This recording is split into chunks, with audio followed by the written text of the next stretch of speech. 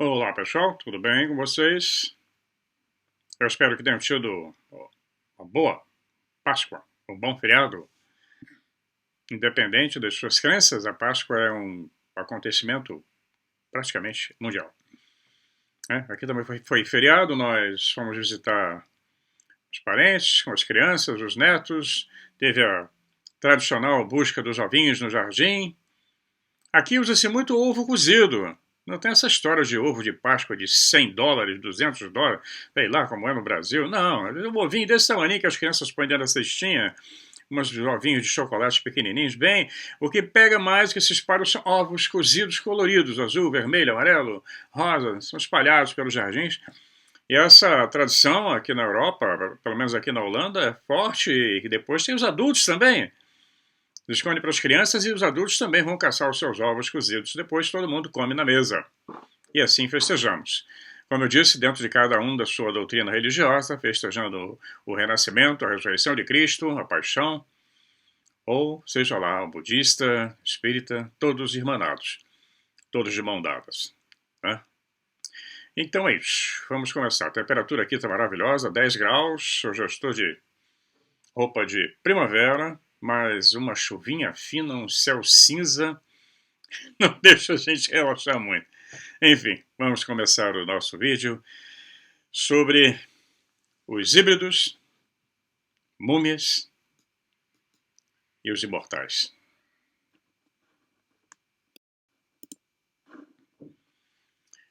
O vídeo passado foi fantástico, muita gente gostou, elogiou, eu também fiquei feliz, nós ficamos felizes quando agradamos. O assunto é extremamente polêmico e importante. Vamos continuar agora a falar sobre isso. Todos os vídeos vão estar interligados. Às vezes parece que eu saí do assunto, mas não foi bem assim. Todos eles são peças desse quebra-cabeça. Vou começar com uma frase de um cantor de rock, né? Benatar, artista de rock americano. Ele fala o seguinte: ela está programada para trabalhar duro. Ela nunca é profana. Ela não vai enlouquecer, nunca. Sem doenças, sem câncer. A TV é a resposta. Sem pai, sem mãe, ela é igual às outras. E você sabe, e eu sei, que minha clone ou meu clone dorme sozinho. Baixou a música de rock. Os egípcios eles acreditavam que o corpo era uma manifestação da harmonia física formada pelas complexidades divinas da alma. A tradução mais próxima para o inglês de sua palavra para a morte, para a qual eles não têm uma palavra, seria um termo referido como oeste, direção oeste, porque estaria associado ao desaparecimento do sol do horizonte a oeste a cada noite. Nós chamamos também de afterlife. Depois que você faz essa passagem para o oeste, você entra na outra vida, porque estaria associado então ao desaparecimento do sol do horizonte. Semelhante a outras culturas antigas, os egípcios acreditavam na reencarnação. Assim como o sol se põe todos os dias no oeste e nasce todos os dias no leste, assim era a morte e o renascimento. Os antigos egípcios eles elaboraram suas crenças sobre a vida após a morte, preparando os corpos terrestres com procedimentos cerimoniais bem específicos, né, e na mumificação. Eles cercavam o falecido com seus bens materiais, pessoais, incluindo móveis, vinho, comida, restos mumificados dos seus corpos físicos e órgãos moles internos guardados nos jarros chamados, agora eu não lembro bem o nome, mas era em vasinhos de barro, Então, canopy, Então, segundo os ritos funerários bem estabelecidos, os órgãos eram embebidos em perfumes e guardados em vasos chamados canopies. Tem várias fotos deles, já apresentei em outros vídeos. Então, ao discutir essas práticas, os egiptólogos tradicionais afirmavam que os egípcios eram obcecados pela morte. Não é bem isso. Parece improvável que os egípcios ficassem obcecados com uma ideia que eles nem sequer conceituaram que existisse, a morte. Em vez disso, a obsessão era mais pela ressurreição e pelo renascimento. No afterlife, os antigos egípcios acreditavam que se o corpo físico atendesse a todas as suas necessidades terrenas, a alma estaria livre para se mover para os reinos da vida após a morte. Mais importante, os laços com o mundo terreno seriam cortados, deixando a essência da alma a escolha de reencarnar ou não, de ser amarrado à vida anterior. No entanto, pode haver muito mais na genialidade das antigas práticas funerárias egípcias do que supomos. Eles, antigos egípcios, ensinaram à população a importância de viver uma vida boa, de viver uma vida justa, incutindo em suas mentes a parábola conhecida como a cerimônia da pesagem do coração, famosa, com Anubis ali olhando, né, quando a nossa alma deixa nossos corpos à beira da morte. Anubis, o deus com a cabeça de chacal, encontra essa alma. Anubis então anunciará o que havia se passado, o que havia largado, anunciaria, né, que havia passado e largado sua vestimenta terrestre. O falecido então ficava diante dos portões do submundo, bem ali do lado. Então ele tinha seu coração pesado contra a pena da verdade da deusa Maat. Se o coração pesasse mais que a pena, ele ia para o submundo, ou para uma dimensão inferior. A própria alma julgaria suas próprias realizações na vida, e se qualquer lembrança trouxesse peso ao coração, a balança penderia. Testemunhas justas ou observadores objetivos olhavam e avaliavam. Se a vida tivesse sido vivida bem e de maneira moral, o coração seria leve como a pena, e a alma seguiria para o próximo reino do submundo. O judaísmo e o cristianismo distorceram essa cena milhares de anos depois, chamando-a do dia do julgamento. Na versão cristã, Pedro encontra a alma no portão do céu. Seguir-se-á uma revisão de vida e juízes externos julgariam duramente a pessoa. As fábulas religiosas instilavam o temor de Deus e da condenação eterna ao inferno se o defunto não tivesse seguido os mandamentos. O inferno de chamas. Ele gostava tanto de vocês e criou um inferno de chama para quem não acreditasse nele, né? Essa revisão do mito cultural coletivo mudou significativamente não apenas as visões do que acontece quando as pessoas morrem, mas como também mudou a forma como as pessoas vivem. A igreja não parou aí. A ideia de reencarnação era uma noção amplamente aceita nas crenças religiosas da maioria das culturas antigas. Mesmo o cristianismo primitivo aceitava essa progressão cíclica natural. A natureza recicla tudo. É assim que uma nova vida é promovida a partir da morte. O fundamento da reencarnação é a ideia de que nossas almas não podem aprender todas as lições em uma vida apenas.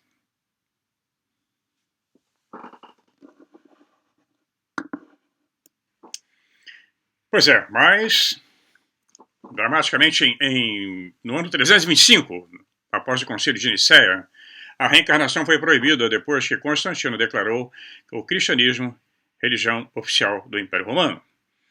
Havia consequências terríveis para qualquer um que ousasse acreditar na reencarnação. Os infratores seriam torturados e mortos.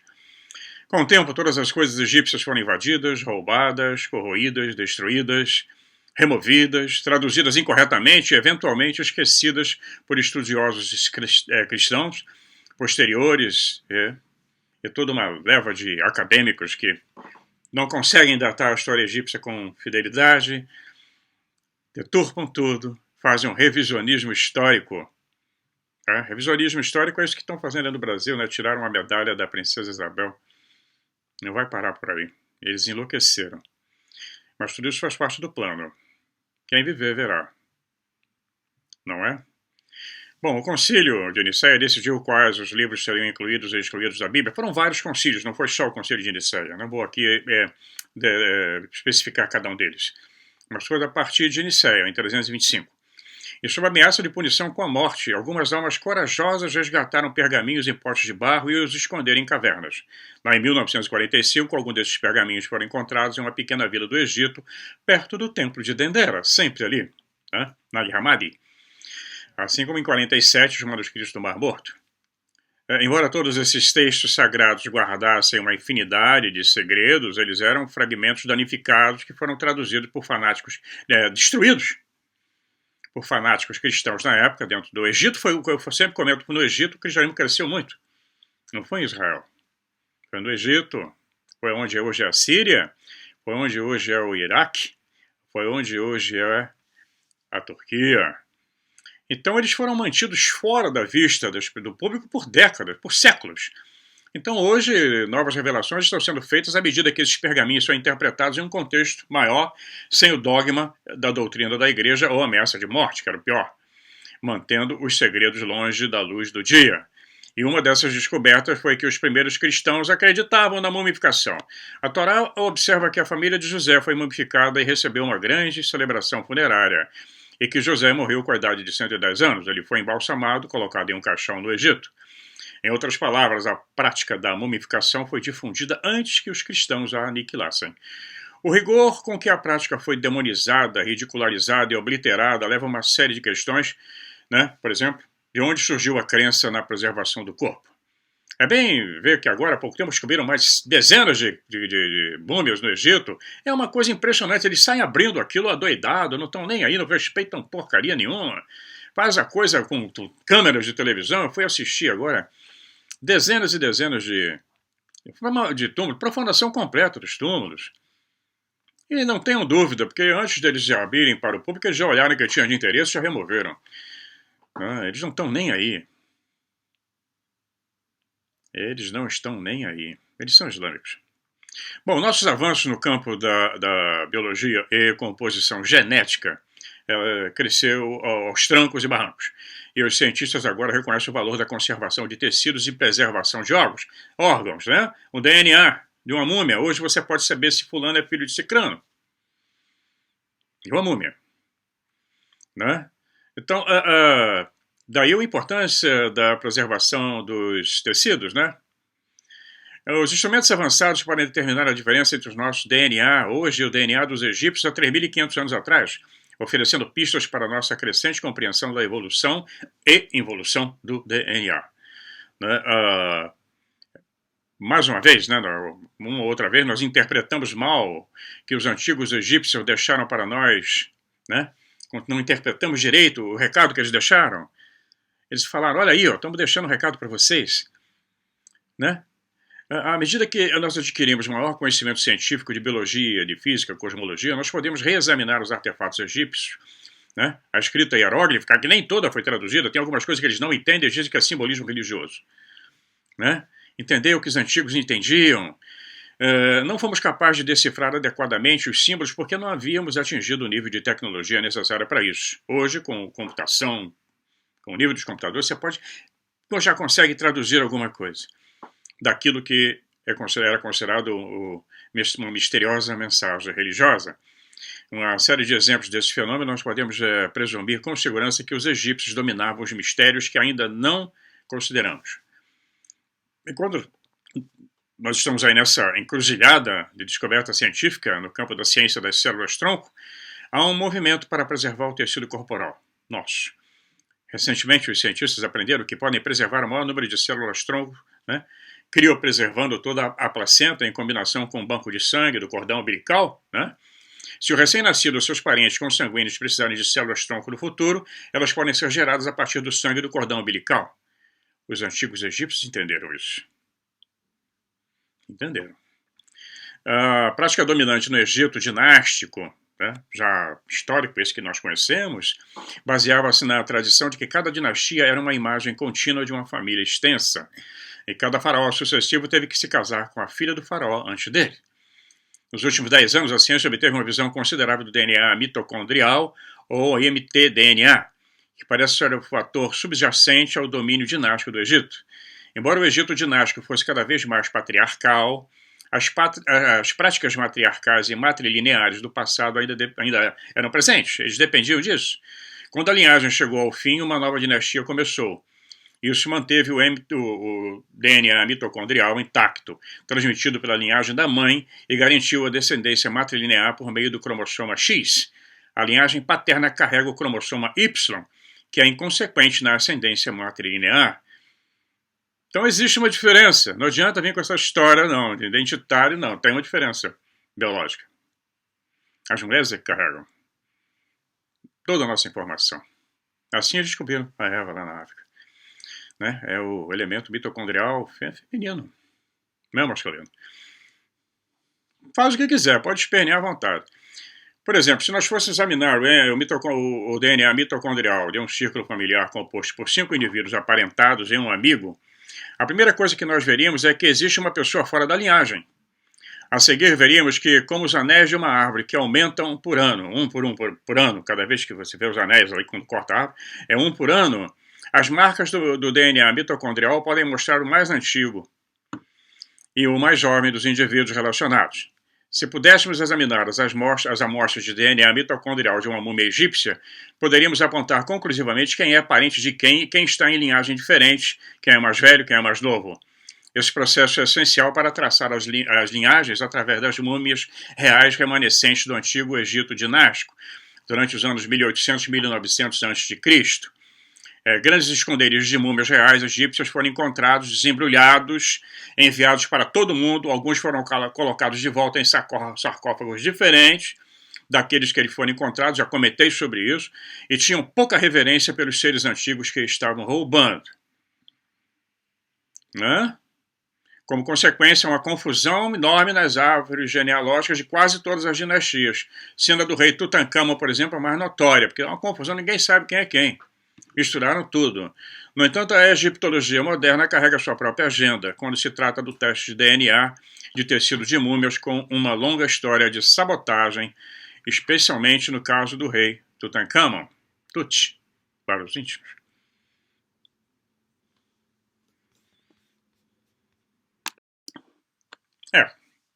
Eles disseram pra gente que os antigos egípcios projetaram seus métodos funerários como a reencarnação. Quer dizer, projetaram seus métodos funerários com a ideia da reencarnação. Com a reencarnação em mente. No entanto, é muito mais provável que eles também estivessem planejando uma reencarnação física. Considerando que eles tiveram seus órgãos separados e selados em diferentes recipientes, podemos supor que eles também pretendiam retornar à Terra numa forma física. Eles simplesmente não imaginavam quanto tempo levaria. Um explorador famoso, Howard Carter, quem descobriu o túmulo de Tutancâmon, ele abriu o santuário mais interno da tumba do rei Tutancâmon, perto de Luxor, no Egito. Um dos garotos que levava água para ele encontrou os degraus que levavam ao santuário. Nós temos várias fotos, vou mostrar para vocês o Howard Carter, as fotos originais, quando ele descobriu. Né? Um dos mistérios da natureza é a vida da lagarta. Né? Quer dizer, isso foi em 1923. 1923. Pois bem, continuando. Um dos grandes mistérios da natureza é a vida da lagarta. Todo mundo já viu, né? É uma pequena criatura que vive o suficiente para se envolver em um casulo por alguns dias, enquanto gera energia interna que milagrosamente produz uma metamorfose. Terminando o processo, o casulo se desfaz e dele surge uma linda borboleta. Todo mundo já viu isso, isso é maravilhoso. Eu fico aqui acompanhando, namorando o processo. Essa progressão mística não pode ser duplicada em laboratório. Será? Bom, os cientistas criaram híbridos de borboletas, combinando duas borboletas de cores diferentes nativas da América Central. Os pesquisadores do Smithsonian Tropical Research Institute, no Panamá, criaram borboletas únicas nascidas em laboratório. E esse experimento, e muitos como ele, oferecem uma abundância de novos conhecimentos sobre a criação e preservação de espécies híbridas em laboratórios. E essas coisas estão sendo feitas pelo mundo inteiro em segredo. Essas grandes Big Techs fazem isso. Os resultados revelam uma quantidade significativa de informações sobre o que os antigos egípcios poderiam realmente ter em mente durante o processo de mumificação e preservação de órgãos. Os próprios faraós antigos podem ter perdido a noção do conceito inicial das ligações da mumificação com a clonagem. Como já falei em vídeos anteriores, é o culto cargo. Eles tinham a memória, mas não tinham mais a tecnologia. Em Os Olhos da Esfinge, no livro de Eric von Däniken, ele escreve, abre aspas, o propósito original, a esperança de uma ressurreição física, foi rapidamente esquecida, promovida pelo sacerdócio, que lucrava muito com o negócio da mumificação. E também com o livro dos mortos, que você tinha que encomendar um para levar, o manual.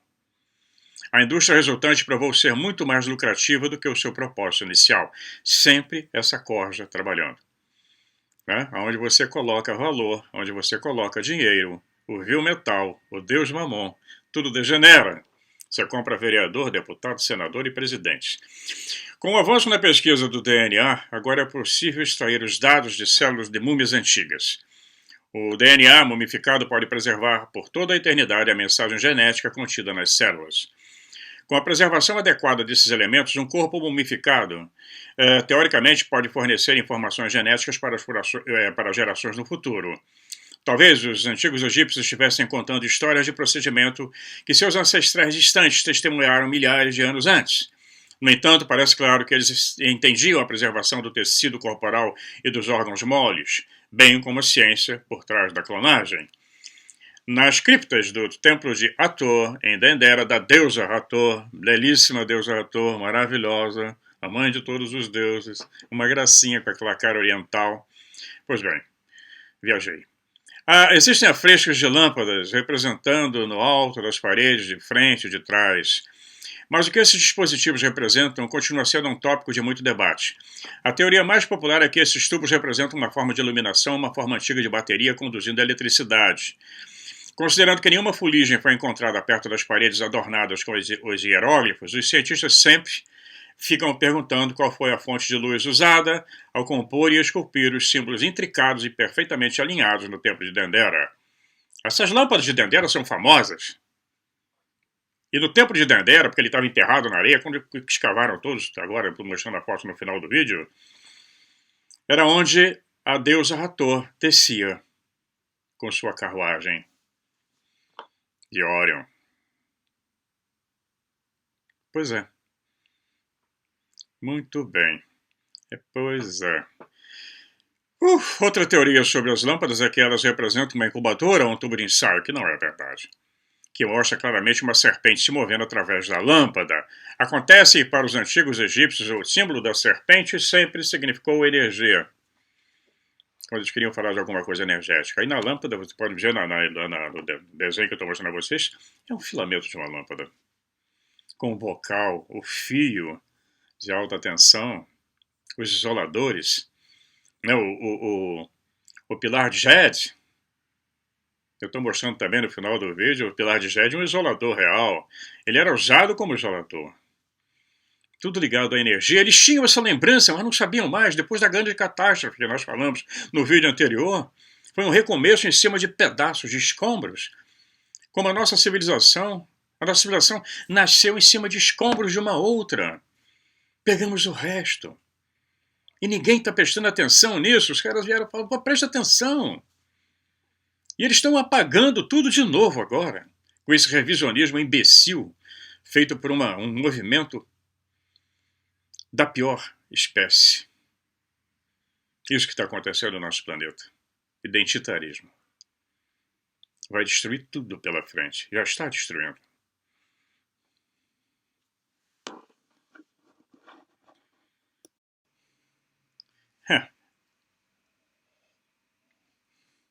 Seu chá. Essa xícara aqui é da Eveline. Ele é muito bonitinho. Está escrito aqui, Good morning, beautiful. Bom dia, lindo. Mas aqui dentro está escrito o seguinte.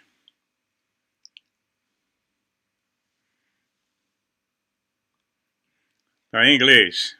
You've just been poisoned. Você acabou de ser envenenado. Esse é o humor da minha coisinha linda. O humor da minha índola holandesa. Ela é maravilhosa. Pois é, como todas as mulheres. Vamos continuar. Nós tínhamos falado sobre essa herança. Então, o pilar de Jed, que eu estou mostrando a vocês no final, ele muitas vezes foi referido como a medula espinhal de Osíris, do deus Osíris. É um outro hieróglifo fora do lugar encontrado perto das lâmpadas de Dendera. Eles chamam de hieróglifo, que não é. Claramente retrata algum tipo de máquina, de um isolamento, de um isolador.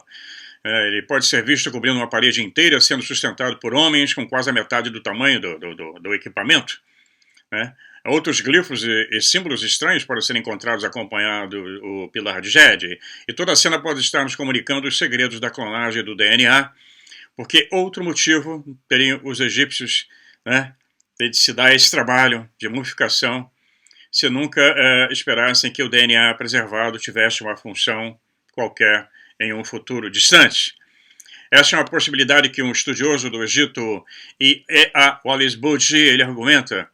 Ele diz assim, os egípcios acreditavam firmemente que além da alma havia algum outro elemento, né, da pessoa que poderia ressurgir.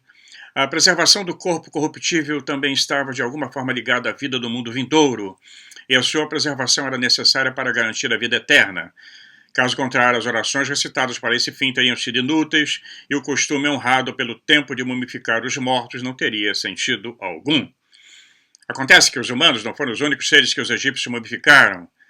O propósito original de mumificar animais pode ter, por exemplo, uma hipótese de preservar o DNA, alcançou uma série incrível de animais. No entanto, o grande número de espécies semelhantes pode ter se tornado um negócio para o sacerdócio. Mais uma vez, porque os arqueólogos ficaram chocados ao descobrir que quase todos os seres vivos no Egito foram em algum momento mumificados. Desde escorpiões, doninhas, peixes, enguias, ratos, gatos, todos foram preservados e embrulhados em algodão. Múmias de mamíferos, anfíbios e répteis foram encontrados em abundância no Antigo Egito.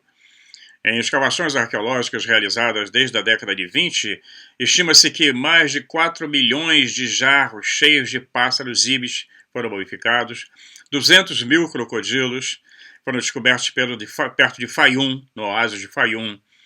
Então nós vamos vendo que era um negócio fabuloso, Se perdeu a técnica, mas a história continua. Vamos pagar que eu consigo preservar isso para você. Malandragem, O Antigo Egito, nós vemos que no Antigo Egito o culto da mumificação remonta à misteriosa era pré-dinástica, antes do dilúvio. Parece que a preservação do DNA foi tão poderosa que permaneceu na consciência dos egípcios por milhares de anos após os experimentos iniciais. É nada mais, nada menos que um culto cargo egípcio. Pois é, pessoal, semana que vem, no meio da semana a gente continua, tá? Bater um papo, a Magdalena manda um abração para vocês, estamos todos bem, vencemos a virose, cansado, passamos esses dias lá com os parentes, foi muito bom, divertido demais, não existe coisa mais importante do que a família. A família é a célula máter de toda a civilização, de toda a sociedade, de uma tribo, de uma aldeia, de uma vila, de uma cidade, de um governo. Quando você destrói a família, você quebra um pilar. Toda essa civilização cai. Eles estão tentando fazer isso agora. Então, abre o olho. Veja bem o que está em volta de você. Até lá. Fiquem na paz.